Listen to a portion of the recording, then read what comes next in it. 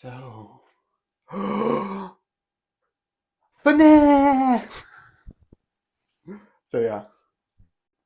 I'm just gonna make a abundantly thing clear. So I don't know if this is connected to the games, but I just want to know what I do know and what I do know. What I do know and what I don't know. So where we get the baseline, this is where I'm coming from this.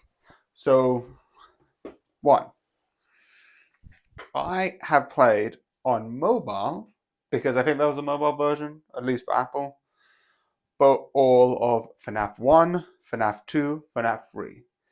By the way, I have not finished, I've just played like little segments. I have, however, finished FNAF 1, at least not until 420 mode. I maybe might get back to it. I did stream it. The videos are actually still up. And me attempting 420 mode and not really succeeding. I might go back to it because I do want to attempt it. I have, however, known and seen every single one of game theories and a couple of other videos. So, knowing I do know a bit about FNAF 1, FNAF 2, FNAF 3, FNAF Sister Location, no, FNAF 4, then FNAF Sister Location, and then you go into like all the other games. Some games I know more than others, and I do know there's a new era with the Mimic, but I'm not going to talk about that because this doesn't. I am going to say that this does talk about Vanessa, who is in the more modern stuff with the FNAF character in here of Vanessa being in security briefs as the security guard and may or may not have a second sister or also be a hypnotized bunny. This is very confusing. But I'm not going to talk about any of that because this does not involve that. But I'm just going to say this is where I come with my knowledge. Good? Good. So I like this.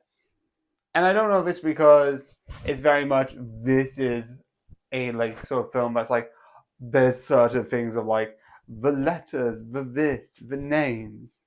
It's like, ooh, I know this. I do think it's good. I do think it's fun. And doing the slow reveal, definitely the dream sequences, I think is really good because I think there was a thing about dreams. But the one thing I do like, and I do sort of know this, I have sort of reviewed. I don't think I have actually. Maybe I did talk about it at one point. Um, Actually, no, I did review it. Yeah, I did. Um, I do like some of the things, and definitely when it's sort of like William Afton's like the reveal of like him being like there.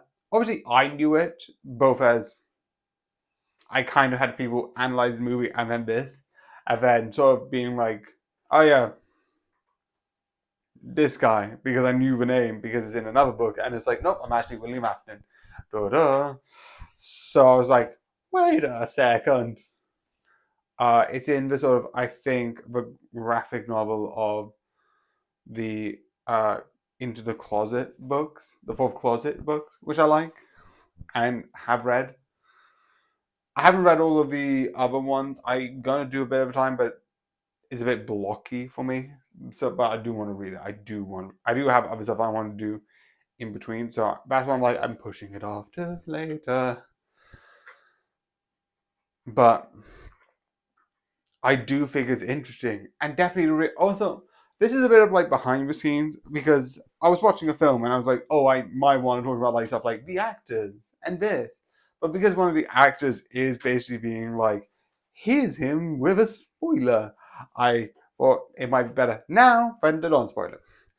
So the person who played sort of William Afton, I know he has a sort of like fake name, but this is spoilers. He's revealed to be William Afton, so I'm just going to call him William Afton.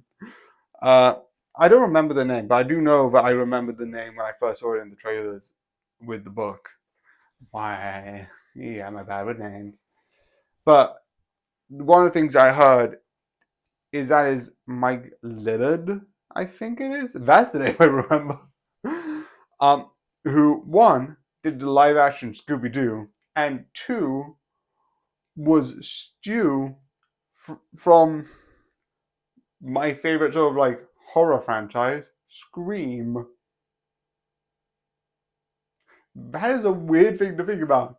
That he's both in Scooby Doo and Scream as the murderer. I think it's really fun. Also, the reason why I know this now, because I didn't know this at the time, I know this retrospectively. I'm fine with it because it's just basically one of the characters for, I think, Henry's character, Henry Emily, is another character who was, um, who, who's the other one? I know Stu was one of them. The other murderer from Scream, which I think is absolutely getting those two back together because they had such good chemistry in that film. It is really fun, but that's not important for now. I haven't seen FNAF 2 for technicality, so I can't comment on like, here's what FNAF 2 was like, da da, because I have not seen it. And yeah, you can see I've got a Netflix image rather than just being like, here's an image. I watched it and said, what? No, I just watched it on Netflix. I fully admit that. I wanted to see it, but because of some reasons, I couldn't. But it is really good. I did like it. I do also know that they've got FNAF 3 planned. There is stuff about like, oh, here is FNAF 3. I don't know if they're going to do FNAF 4. That will be hard, I think. Again, the Nightmare as a film idea.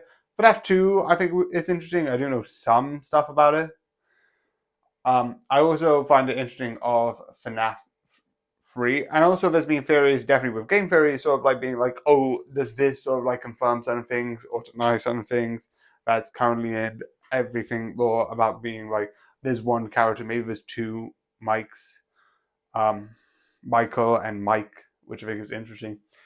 I'm not commenting on it because I don't fully know the facts of that, because that could be a thing.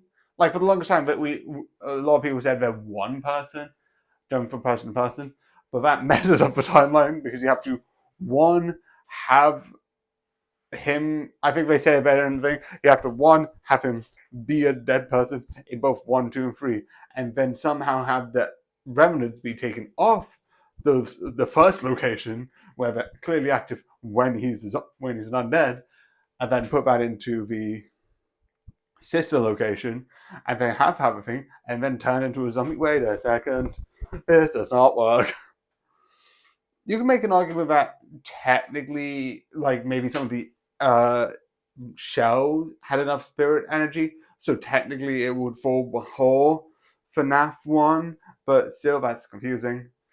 Anyway, I am excited for FNAF 2 because it sounds amazing, and I am excited for FNAF 3 because, again, the idea of like a horror like attraction sounds insane. Also, I am going to point. I'm not going to point out this one. This is not FNAF 2. This is FNAF 1. I'm talking about FNAF 2. But yeah, I did like this. I find this insanely fun. And yeah. So yeah, I like this.